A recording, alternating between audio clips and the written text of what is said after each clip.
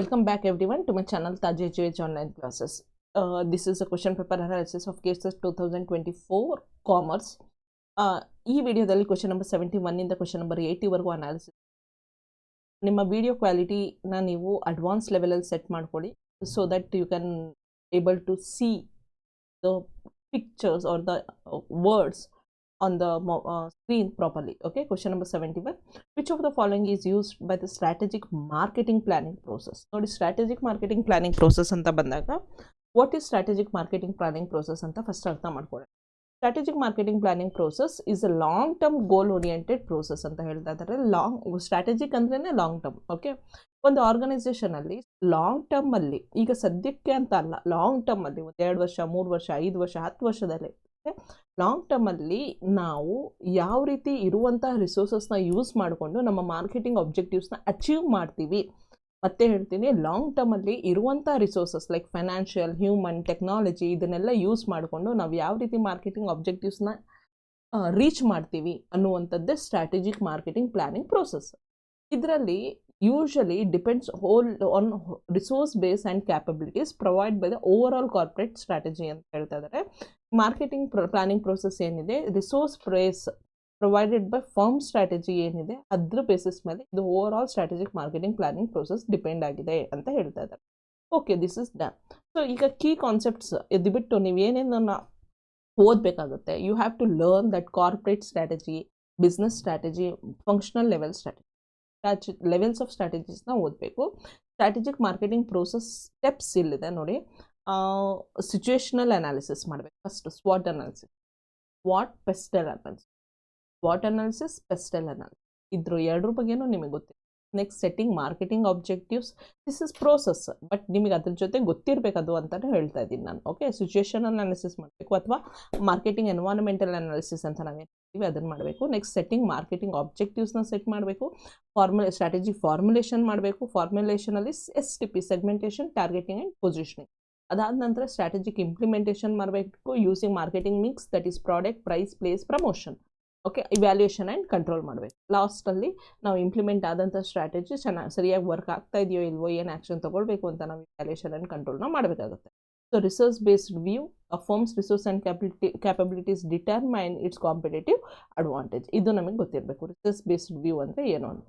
So ಇಷ್ಟು ಈ ಕ್ವಶನ್ನ ಬಗ್ಗೆ. Question number 72, select the phases of the product life cycle ಅಂತ ಹೇಳಿ ನೋಡಿ. ಇದು so simple.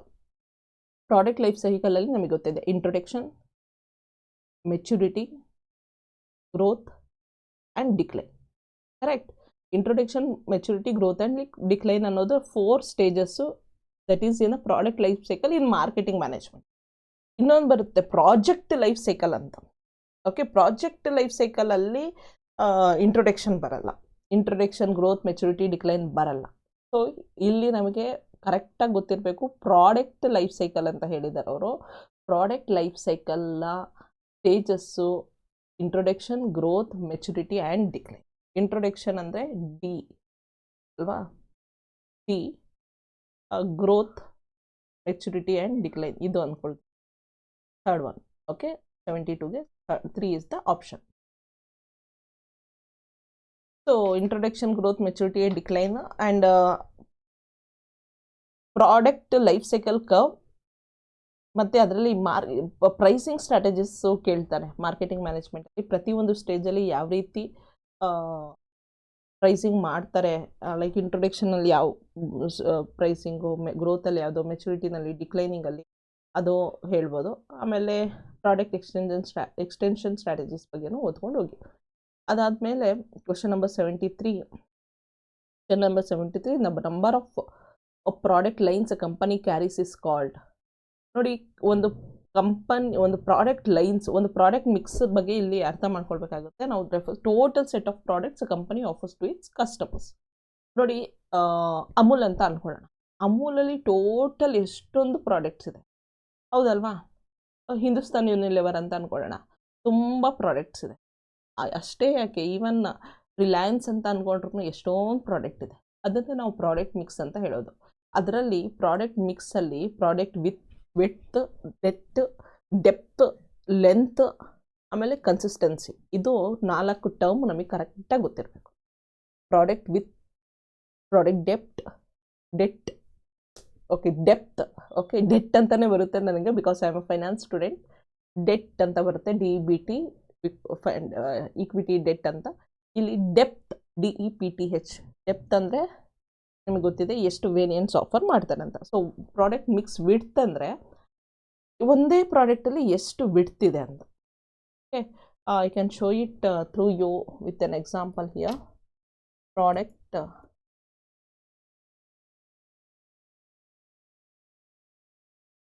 Mix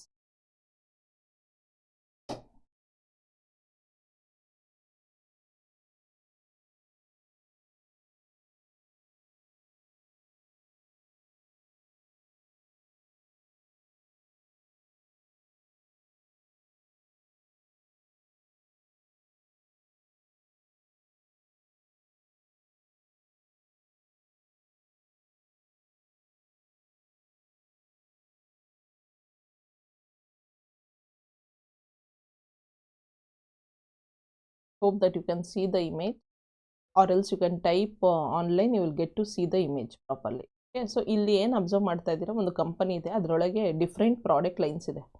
product lines ಇದನ್ನು ನಾವು ಎಷ್ಟು ಪ್ರಾಡಕ್ಟ್ ಲೈನ್ಸ್ ಇದೆ ನೋಡಿ, ಒಂದೊಂದೇ ಪ್ರಾಡಕ್ಟ್ ಲೈನ್ಸ್ ಇದೆ. ಲೆಟ್ಸೇ ಈಗ ಒಂದು ಅಮೂಲ್ ಕಂಪನಿ ಅಂತ ಅಂದ್ಕೊಳ್ಳೋಣ. ಅಮೂಲ್ ಐಸ್ ಕ್ರೀಮ್ ಇದೆ. ಅಮೂಲ್ ಐಸ್ ಕ್ರೀಮಲ್ಲಿ different types of ice creams ಇದೆ, ಹೌದಲ್ವಾ? ಸೊ ಅದು ಒಂದು ಪ್ರಾಡಕ್ಟ್ ಲೈನ್. ಅದೇ ರೀತಿ ಅಮೂಲ್ ಬೇರೆ ಪ್ರಾಡಕ್ಟ್ ಇರುತ್ತೆ. ಅದೇ ಅಮೂಲ್ ಐಸ್ ಕ್ರೀಮ್ಸ್ ಬಿಟ್ಟು ಅಮೂಲ್ ಮಿಲ್ಕ್ ಇರ್ಬೋದು, ಕರ್ಡ್ ಇರ್ಬೋದು, Amul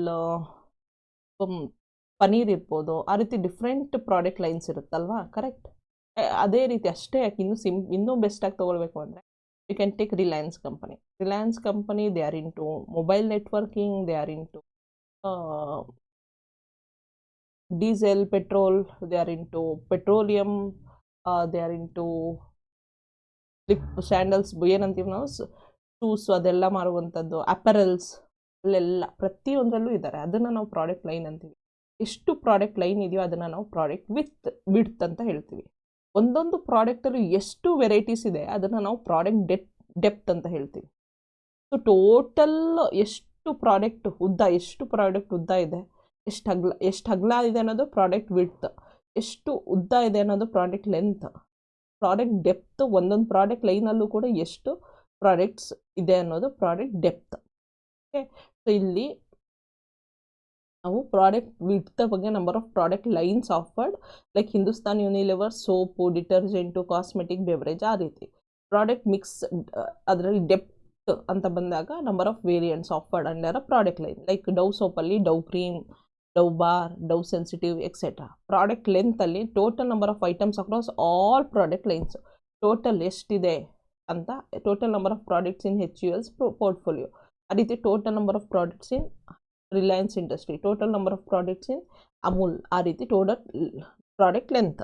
next product mix consistency, how closely related products are, ಒಂದಕ್ಕೊಂದು ಎಷ್ಟು ಪ್ರಾಡಕ್ಟ್ಸು ಕ್ಲೋಸ್ ಆಗಿದೆ ಅನ್ನುವಂಥದ್ದು ಕನ್ಸಿಸ್ಟೆನ್ಸಿ. ಸೊ ಇಲ್ಲಿ the number of product lines company carries is called as ಅಂತ ಹೇಳಿದ್ದಾರೆ. So number of product lines ಅಂದರೆ ಪ್ರಾಡಕ್ಟ್ ವಿಡ್ತ್ ಅಲ್ವಾ, ಇಲ್ಲಿದೆ ನೋಡಿ, number of product lines offered, that is product width. So ಅಷ್ಟು. Question number 74.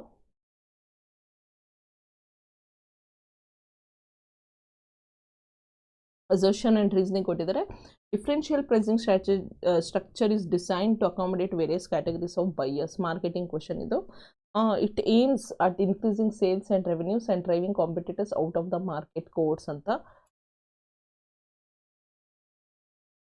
ನೋಡಿ. First, what is differential pricing? Differential pricing means charging different prices to different customers for the same product based on location, quantity or time.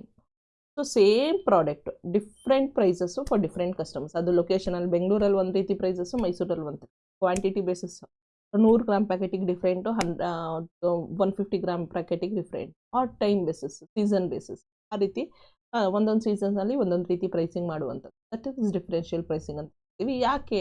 The goal is to increase sales and revenue by tapping in to various customer segments, so students, seniors etcetera, and sometimes gain a competitive advantage. So differential pricing structure is design to accommodate various categories of buyers ಅನ್ನೋದು this is true.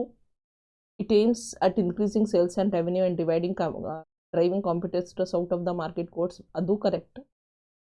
So key concepts ಅದರಲ್ಲಿ price discrimination, different types of pricing ಗೊತ್ತಿರಬೇಕು ನಮಗೆ, objectives of pricing ಗೊತ್ತು. So ಇಷ್ಟು ಗೊತ್ತಿರಲಿ. So ಇದು ಎರಡು correct, ಇಲ್ಲಿದೆ A and R are correct. So question number 75, for promoting sales advertising endeavours may be made as per. So advertising ಬಗ್ಗೆ ಮಾತಾಡ್ತಾ ಇದ್ದಾರಲ್ಲಿ, these are methods for setting advertising budgets. ಯಾವುದು competitive, parity, objective, tiered sales, all one can afford, ಅದೆಲ್ಲ planning. Competitive parity, so matching competitors spending. ಅವ್ನು Splendor ಅಂದರೆ ನಮ್ಮ competitor ಎಷ್ಟು ಖರ್ಚು ಮಾಡ್ತಾ ಇದ್ದಾನೆ ಅಡ್ವರ್ಟೈಸಿಗೆ, ಅದನ್ನು ನಾನು ಖರ್ಚು ಮಾಡ್ತೀನಿ, ಅಷ್ಟೇ ಖರ್ಚು ಮಾಡ್ತೀನಿ ಅನ್ನೋದು competitive parity. Objective and task, ನಮ್ಮ ಅಬ್ಜೆಕ್ಟಿವ್ ಏನಿದೆ, ನಮ್ಮ ಗೋಲ್ ಏನು, ನಮ್ಮ ಬಿಸ್ನೆಸ್ ಗೋಲ್ ಏನು, ಅಡ್ವರ್ಟೈಸ್ಮೆಂಟ್ ನಾವು ಯಾಕೆ ಮಾಡ್ತಾ ಇದ್ದೀವಿ, ಅದು objective and task. All one can afford spending what ever remains after other cost. ಈಗ ಏನಾಗುತ್ತೆ ಅಂದರೆ, ನಾವು ಮಾರ್ಕೆಟಿಂಗಿಗೆ ಅಂತ ಇಷ್ಟು ಬಜೆಟ್ ಇಟ್ಕೊಂಡಿರ್ತೀವಿ, ಅದ್ರಲ್ಲಿ ಮಾರ್ಕೆಟಿಂಗ್ ಬೇರೆ ಎಲ್ಲ ಆ್ಯಕ್ಟಿವಿಟೀಸ್ ಆದಮೇಲೆ ಮಾರ್ಕೆಟಿಂಗ್ ರಿಲೇಟೆಡು ಏನೆಲ್ಲ ಉಳಿಯುತ್ತೋ ಅದಕ್ಕೆ ಅಡ್ವರ್ಟೈಸ್ಮೆಂಟಿಗೆ ಕೊಡುವಂಥದ್ದು ಆಲ್ ಒನ್ ಕ್ಯಾನ್ ಅಫೋರ್ಡ್ ಅಂತ. Next tiered sales. ಟೈರ್ಡ್ ಸೇಲ್ಸಲ್ಲಿ is a selling practice, not an advertising method. So this is tiered sales is selling practice, not an advertising method. So ಈ ಮೂರು ಕೂಡ advertising methods ಆಗಿದೆ. First 2 and 4, 1, 2 and 4 only. So ಇಲ್ಲಿ ನಾವು ಏನು ಓದಬೇಕು, methods of setting advertising budgets, percentage of sales method, objective and task method, competitive parity method, all you can afford method. So ಇದನ್ನು ಓದ್ಕೊಳ್ಳಿ, 4 ಮೆಥಡ್ಸು. ಮತ್ತೆ ಹೇಳ್ತಾ ಇದ್ದೀನಿ, methods of setting advertising budget. Advertising ಅನ್ನುವಂಥದ್ದೇ ಒಂದು ಮೇಜರ್ ಕಾನ್ಸೆಪ್ಟ್ ಮಾರ್ಕೆಟಿಂಗಲ್ಲಿ. Sales promotion ಅನ್ನೋದು ಒಂದು major concept. Okay, advertising and sales promotion related questions ಕೇಳ್ತಾರೆ, especially advertising budget related questions, setting advertising budget, process of setting advertising budget ಬಗ್ಗೆ questions ಕೇಳ್ಬೋದು. Methods of setting advertising budget, ಇಲ್ಲಿಂದ questions usually ಕೇಳ್ತಾರೆ. ಸೊ ಇಲ್ಲಿಂದ ಸ್ವಲ್ಪ ಓದ್ಕೊಳ್ಳುವಂಥದ್ದು ಇಲ್ಲಿ ಕಾನ್ಸಂಟ್ರೇಷನ್ ಮಾಡಿ. Question number 76, when a company distributes its product through a channel structure that includes one or more resellers is known as ಅಂತ ಹೇಳಿದ್ದಾರೆ. ಸೊ ಇದು ನಿಮಗೆ ಗೊತ್ತಿದೆ, ಚಾನಲ್ ಬಗ್ಗೆ ಮಾತಾಡ್ತಾ ಇದ್ದಾರೆ. ಡೈರೆಕ್ಟ್ ಮಾರ್ಕೆಟಿಂಗ್, ಇಂಡೈರೆಕ್ಟ್ ಮಾರ್ಕೆಟಿಂಗ್ ಬಗ್ಗೆ ನಿಮಗೆ ಗೊತ್ತಿದೆ. ಡೈರೆಕ್ಟ್ ಮಾರ್ಕೆಟಿಂಗ್ ಅಂದರೆ ಏನು, company sales directly to customers without intermediate, ಹೌದು ತಾನೆ, ಇದು direct marketing. So distributes is products through a channel ಅಂತ ಹೇಳಿದಾಗ ಡೈರೆಕ್ಟ್ ಮಾರ್ಕೆಟಿಂಗ್ ಬರಲ್ಲ, ಹೌದಾ. So indirect marketing that includes one or more resellers ಅಂತ ಹೇಳಿದ್ದಾರೆ. ಸೊ ಇದು ಇಂಡೈರೆಕ್ಟ್ ಮಾರ್ಕೆಟಿಂಗೇ. ಇಲ್ಲಿ ಮಲ್ಟಿ ಲೆವೆಲ್ ಮಾರ್ಕೆಟಿಂಗ್ ಅಂತಾನೂ ಇಲ್ಲ, ಇಂಟಿಗ್ರೇಟೆಡ್ ಮಾರ್ಕೆಟಿಂಗ್ ಅಂತಾನೂ ಇಲ್ಲ. So direct marketing, indirect marketing. So ಇನ್ನು ನೀವು ಏನು ಕಾನ್ಸೆಪ್ಟ್ಸ್ನ ಓದ್ಕೊಳ್ಬೇಕು, direct marketing, indirect marketing, dual marketing. ಚಾನಲ್ಸಲ್ಲಿ 0 ಲೆವೆಲ್, 1 ಲೆವೆಲ್, 2 ಲೆವೆಲ್. ಓಕೆ, 0 ಲೆವೆಲಲ್ಲಿ direct marketing, 0 level marketing is also known as direct marketing. 1 level ಅದರಲ್ಲಿ ರೀಟೇಲರ್ ಬರ್ತಾನೆ, 2 ಲೆವೆಲಲ್ಲಿ ಹೋಲ್ಸೇಲರ್ ಆ್ಯಂಡ್ ರೀಟೇಲರ್ ಬರ್ತಾರೆ. Question number 77, consumer buying from different stores or product brands and not being loyal to any particular store or brand or noun. So ನೋಡಿ, ಇಲ್ಲಿ types of loyal customers ಬಗ್ಗೆ ಮಾತಾಡಿದ್ದಾರೆ. So ಇಲ್ಲಿ Philip Kotler text ಬುಕ್ಕಲ್ಲೇ ಕೊಟ್ಟಿದ್ದಾರೆ ಇದು, actually true. Hard core loyal ಅನ್ನೋದು always buy the same brand. ಈಗ ನಾವು ಯಾವುದೋ ಒಂದು ಟೂತ್ ಪೇಸ್ಟ್ ಅಂತ ಅಂದ್ಕೊಳ್ಳೋಣ, usually we depend more on the Colgate brand ಅಲ್ವಾ. ಸೊ ಏನೇ ಬಂದರೂ, ಪೆಪ್ಸಿಡೆಂಟ್ ಬಂದರೂ ಅಷ್ಟೇ, ಅಥವಾ ಬೇರೆ ಯಾವ ಬ್ರ್ಯಾಂಡ್ ಬಂದರೂ ಕೂಡ ಅಷ್ಟೇ, ನಾವು ಕೋಲ್ಗೇಟನ್ನೇ ಯೂಸ್ ಮಾಡ್ತೀವಿ ಅನ್ನುವಂಥದ್ದು hard core loyal. Split loyal, ಈಗ ನಾನು ಮನೆಯಲ್ಲಿ ಬರೀ ಕೋಲ್ಗೇಟ್ ಬೇಡ ಪೆಪ್ಸಿಡೆಂಟು ತಂದಿಡೋಣ, ಯಾಕಂದರೆ ಅದರಲ್ಲಿ 99.99% ಜಮ್ಸನ್ನು ಅದು ಹೊಡೆದಾಗುತ್ತೆ, ಮಕ್ಕಳಿಗೆ ಯೂಸ್ ಆಗುತ್ತೆ ಅಂತ ನಾವು ಅಂದ್ಕೊಂಡು ಕೋಲ್ಗೇಟು ತರ್ತೀವಿ ಮತ್ತು Pepsodent. That is split loyal to 2 or more brands. Okay, ಆದರೆ ಶಿಫ್ಟಿಂಗ್ ಲಾಯಲ್ ಅಂದರೆ ಒಬ್ಬ ವ್ಯಕ್ತಿ ಒಂದೇ ಬ್ರ್ಯಾಂಡಿಗೆ ಲಾಯಲ್ ಆಗಿರಲ್ಲ, ಅವ್ನು ಶಿಫ್ಟ್ ಆಗ್ತಾ ಇರ್ತಾನೆ, switches from one brand to another over time. Usually ನಾವು ಏನು ಮಾಡ್ತೀವಿ, ಲೈಕ್ ಮನೆ ಒರೆಸುವಂತಹ ಡಿಟರ್ಜೆಂಟ್, ಅದೇನೋ ಬರುತ್ತಲ್ಲ ಕ್ಲೀನಿಂಗ್, ಲೈಕ್ ವಿಮ್ ಬರುತ್ತೆ ಬ್ರ್ಯಾಂಡ್, ಸರ್ಫ್ ಎಕ್ಸೆಲ್, ಆ ರೀತಿ ಡಿಫ್ರೆಂಟ್ ಬ್ರ್ಯಾಂಡ್ಸ್ ಬರುತ್ತಲ್ಲ. ಮನೆ ಒರೆಸೋದು, ಪಾತ್ರೆ ತೊಳೆಯೋದಂಥದ್ರಲ್ಲೆಲ್ಲ ನಾವು ಲಾಯಲ್ ಆಗಿರಲ್ಲ. ಒಂದು ಬ್ರ್ಯಾಂಡಿಂದ ಇನ್ನೊಂದು ಬ್ರ್ಯಾಂಡಿಗೆ ಶಿಫ್ಟ್ ಆಗ್ತಾ ಇರ್ತೀವಿ, ಕರೆಕ್ಟ್? ಸೊ ಅದೆಲ್ಲ ಶಿಫ್ಟಿಂಗ್ ಲಾಯಲ್ಸ್ ಅಂತ ಹೇಳಿ. ಸಾಫ್ಟ್ ಕೋರ್ ಲಾಯಲ್ಸ್ ಅಂದರೆ occasionally buys the brand but not consistent. ಯಾವತ್ತೋ ಒಂದಿನ ಆ ಬ್ರ್ಯಾಂಡನ್ನು ಪರ್ಚೇಸ್ ಮಾಡ್ತಾರೆ, that is soft core. So ಈಗ consumer buying from different stores or products brands and not being loyal to any particular store or brand is known as shifting loyal. Shifting loyal ಅಂತ, sorry, shifting loyal ಅಂತ, correct? Switches from one brand to another. So ಇಲ್ಲಿ types of brand loyalty ಬಗ್ಗೆ ಕೇಳಿದ್ದಾರೆ. Question number 78. The 4 unique elements in case of service sector marketing are. ನೋಡಿ, service ಸೆಕ್ಟರಲ್ಲಿ intangible characteristics of services ಅಂತ ನಾವು ಓದಿದಾಗ, ಅಥವಾ elements of service sector marketing ಅಂತ ಬಂದಾಗ, ಇಂಟ್ಯಾಂಜಿಬಿಲಿಟಿ, ಇನ್ಕನ್ಸಿಸ್ಟೆನ್ಸಿ, ಇನ್ಸೆಪರಬಿಲಿಟಿ ಇದು 3 ಕ್ಯಾರೆಕ್ಟರಿಸ್ಟಿಕ್ಸ್ ಆಫ್ ಸರ್ವಿಸ್. ಇಂಟ್ಯಾಂಜಿಬಲ್ ಅಂದರೆ ಅದು ನಮ್ಗೆ ಕಾಣಿಸಲ್ಲ. ಈಗ ನಾನು ಒಂದು ಗಾಡಿ ಆಯಿತು, ಈಗ ಪಾಠ ಮಾಡ್ತಾ ಇದ್ದೀನಿ ನಾನು, ಓಕೆ, ನಾನು ನಿಮಗೆ ಪಾಠ ಮಾಡ್ತಾ ಇದ್ದೀನಿ, that is a service which is intangible. ನಾನು ಯಾವ ರೀತಿ ಪಾಠ ಮಾಡ್ತಾ ಇದ್ದೀನಿ ಅಂತ ನೀವು ಕೇಳಿಸ್ಕೊಳ್ಬೋದು, ಆದರೆ ನೋಡೋಕ್ಕಾಗಲ್ಲ, right? That is intangible. Inconsistency, ಒಂದೊಂದು ವೀಡಿಯೋಸ್ನಲ್ಲೂ ನಾನು ಒಂದೊಂದು ರೀತಿ ಪಾಠ ಮಾಡಿರ್ಬೋದು, right? That is inconsistency. Service ಕೊಡುವಾಗ ನಾವು ಒಂದೇ ರೀತಿ ಸರ್ವಿಸ್ನ ಕೊಡೋಕ್ಕಾಗಲ್ಲ. ಸೊ ನೆಕ್ಸ್ಟ್ ಇನ್ಸೆಪರಬಿಲಿಟಿ ಅಂದರೆ ಅದನ್ನು ಏನು ಸರ್ವಿಸ್ ಕೊಡುವಂಥ ವ್ಯಕ್ತಿ ಇರಲೇಬೇಕು ಅಲ್ವಾ? So that is inseparability. Next inventory ಅಂತ ಕೊಟ್ಟಿದ್ದಾರೆ. ಸೊ ಈಗ ಇನ್ಸೆಪರಬಿಲಿಟಿ ಅಂದರೆ services are produced and consumed at the same time. ಈಗ ನಾನು ಕೊಡ್ತಾ ಇದ್ದೀನಿ ಸರ್ವಿಸು, ನೀವು ಅದನ್ನು ಕೇಳಿಸ್ಕೊಳ್ತಾ ಇದ್ದೀರಾ, ಎರಡು ಕೂಡ ಅಟ್ ಎ ಟೈಮ್ ಆಗ್ತಾ ಇದೆ, that is inseparability, that is okay. Inventory ಅಂದರೆ perishability. Services cannot be stored for a later sales. So perishability, inventory ಅಂತ ಪದ ಯೂಸ್ ಮಾಡಿದ್ದಾರೆ. ಸೊ ಇಲ್ಲಿ I think intangibility, inconsistency, inseparability and inventory is the right answer. Next ಏನು ಓದಬೇಕು ನೀವು ಇನ್ನೂ ಅಂದರೆ differences between goods and services ಓದಬೇಕು. 7 P's ಆಫ್ ಸರ್ವಿಸ್ ಮಾರ್ಕೆಟಿಂಗ್ ಓದಬೇಕು. Product, price, place, promotion, people, process, physical evidence. Question number 79. Which of the following is not a form of direct marketing ಅಂತ ಹೇಳಿದ್ರೆ, ನೋಡಿ, ಡೈರೆಕ್ಟ್ ಮಾರ್ಕೆಟಿಂಗ್ ಅಂತ ಬಂದಾಗ when we are directly trying to convince the customers to buy the product directly, okay, ಅದು supermarket is the format of direct market. Sorry, supermarket is a retail format, not a direct marketing. Okay, telemarketing through phone calls. Yes, this is direct marketing. Catalog marketing ಅಂದರೆ ಈಗ ನೋಡಿ, ಫ್ಲಿಪ್ಕಾರ್ಟಲ್ಲಿ ನಾವು ಹೋಗ್ತೀವಿ, catalogues ಇರುತ್ತೆ, ಅದನ್ನು observe ಮಾಡ್ತೀವಿ, purchase ಮಾಡ್ತೀವಿ. That is catalogue marketing or printed marketing. Kiosk ಮಾರ್ಕೆಟಿಂಗಲ್ಲಿ ಇಂಟರಾಕ್ಟಿವ್ ಕಿಯಾಸ್ಕ್ ಇರುತ್ತೆ, ಅಲ್ಲಿ ಲೈಕ್ ಮಾಲ್ಸಲ್ಲಿ ಇರುತ್ತದು, ಅದನ್ನು ನಾವು ಹೋಗಿ ಅಲ್ಲೇ ಡೈರೆಕ್ಟಾಗಿ ನಮ್ಮನ್ನು ಸೇಲ್ ಮಾಡ್ತಾರೆ. Supermarket is a retail format, not a direct marketing channel ಅಂತ ಹೇಳ್ತಾರೆ. Okay, supermarket answer here. So what are the forms of direct marketing? Telemarketing, email marketing, direct mail, online marketing, kiosk marketing and mobile marketing.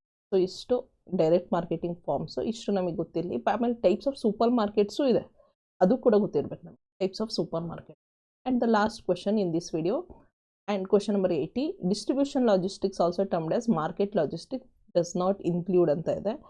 ನೋಡಿ, logistic ಅಂದರೆ ಏನು? Logistic ಅಂದರೆ ಈಗ ನಾವು ನಮ್ಮ ಸಪ್ಲೈಯರಿಂದ ತರ್ತೀವಿ ಪ್ರಾಡಕ್ಟ್ಸನ್ನು, ಓಕೆ, ಸಪ್ಲೈಯರಿಂದ ನಮಗೆ ಮ್ಯಾನುಫ್ಯಾಕ್ಚರ್ ಮಾಡೋದಕ್ಕೆ ಏನೋ ಐಟಮ್ಸ್ನ ತರ್ತೀವಿ, ಅದನ್ನು ನಾವು ವೇರ್ ಹೌಸಿಂಗ್ ಮಾಡ್ತೀವಿ, ಆಮೇಲೆ ಇನ್ವೆಂಟ್ರಿ ಮ್ಯಾನೇಜ್ಮೆಂಟ್ ಮಾಡ್ತೀವಿ, ಅದರಿಂದ ಪ್ರೊಡಕ್ಷನ್ ಮಾಡ್ತೀವಿ, ಅದಾದ ನಂತರ ಡಿಸ್ಟ್ರಿಬ್ಯೂಷನ್ ಮಾಡುವ, ಕರೆಕ್ಟ್? ಪ್ರೊಡಕ್ಷನ್ ಆದ ನಂತರ ಡಿಸ್ಟ್ರಿಬ್ಯೂಷನ್ ಮಾಡುವಾಗ ಅದು ಕನ್ಸ್ಯೂಮರಿಗೆ ರೀಚ್ ಆಗೋವರೆಗೂ ಮತ್ತೆ ಲಾಜಿಸ್ಟಿಕ್ ಮಾಡ್ತೀವಿ. ಏನು ಡಿಸ್ಟ್ರಿಬ್ಯೂಷನ್ ಚಾನಲ್ ಬೇಕು ನಮಗೆ, ಅದೇ ಓದಿದ್ವಲ್ಲ, ಹೋಲ್ಸೇಲರ್, ರೀಟೇಲರ್, ಅದೆಲ್ಲ ಡಿಸ್ಟ್ರಿಬ್ಯೂಷನ್ ಚಾನಲ್. ಆಮೇಲೆ ಟ್ರಾನ್ಸ್ಪೋರ್ಟೇಷನ್ನು ಬೇಕು, ರೈಟ್? ವೇರ್ ಹೌಸು ಬೇಕು, ಇದು 3 ಬೇಕು. ಆದರೆ ಇನ್ವೆಂಟ್ರಿ ಬೇಡ, ಯಾಕಂದರೆ ಇನ್ವೆಂಟ್ರಿ ಅಂದರೆ ಏನು? ಇನ್ವೆಂಟ್ರಿನ ನಾವು ತಂದ್ವಿ ಪ್ರೊಡಕ್ಷನ್ ಮಾಡೋಕ್ಕಿಂತ ಮುಂಚೆ. ಸೊ ಸಪ್ಲೈಯರಿಂದ ಇನ್ವೆಂಟ್ರಿ ತಂದರೆ ಅದು ಮ್ಯಾನುಫ್ಯಾಕ್ಚರಿಂಗ್ ಮಾಡೋದಕ್ಕೆ ತಂದಿದ್ದು, ಡಿಸ್ಟ್ರಿಬ್ಯೂಷನ್ ಮಾಡೋಕ್ಕೆ ಕನ್ಸ್ಯೂಮರಿಗೆ ರೀಚ್ ಆಗೋದಕ್ಕೆ ನಾವು ಪ್ರೊಡ್ಯೂಸ್ ಮಾಡಿದಂಥ ಪ್ರಾಡಕ್ಟ್ನ ನಾವು ವೇರ್ ಹೌಸ್ ಮಾಡ್ಬೋದು, ಅದನ್ನು ಟ್ರಾನ್ಸ್ಪೋರ್ಟ್ ಮಾಡ್ಬೋದು, ಅಥವಾ ಡಿಸ್ಟ್ರಿಬ್ಯೂಷನ್ ಚಾನಲ್ ಯೂಸ್ ಮಾಡಿಕೊಂಡು ಹೋಲ್ಸೇಲರ್ ರಿಟೇಲ್ಸ್ನ ಯೂಸ್ ಮಾಡಿಕೊಂಡು ಅದನ್ನು ಡಿಸ್ಟ್ರಿಬ್ಯೂಟ್ ಮಾಡ್ಬೋದು. ಇಷ್ಟು ಡಿಸ್ಟ್ರಿಬ್ಯೂಷನ್ ಲಾಜಿಸ್ಟಿಕ್. ಕ್ವಶನ್ ನಂಬರ್ 81 ಇಂದ ಕ್ವಶನ್ ನಂಬರ್ 90ವರೆಗೂ ಬೇರೆ ವಿಡಿಯೋದಲ್ಲಿ ನೆಕ್ಸ್ಟ್ ಪಾರ್ಟಲ್ಲಿ ಎಕ್ಸ್ಪ್ಲೇನ್ ಮಾಡ್ತೀನಿ. Thank you.